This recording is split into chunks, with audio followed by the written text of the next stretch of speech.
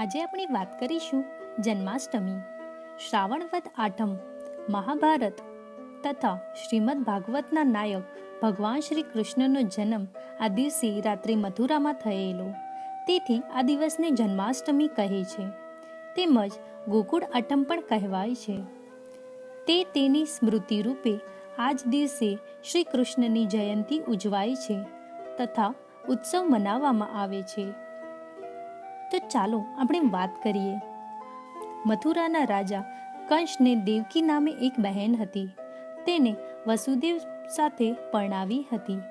જ્યારે બહેનને પરણાવીને વિદાય કરવાની વેળા થઈ ત્યારે આકાશવાણી થઈ, હે કંસ, તારી બહેન દેવકીનું 8મું બાળક તને મારશે. આ સાંભળી કંસે દેવકી અને વસુદેવને કેદખાનામાં પૂરી દીધા. ત્યાં બધા મળીને દેવકીને 7 બાળક અવતર્યા અને તે સાતેયને કંસે મારી નાખ્યા અને 8મા બાળક તરીકે ભગવાન શ્રી કૃષ્ણ રૂપે જન્મ લઈને કંસને સંહાર્યો.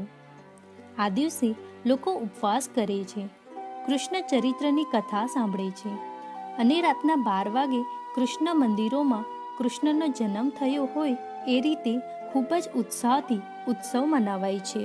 ખુશી ભાવસરના જય શ્રી કૃષ્ણ.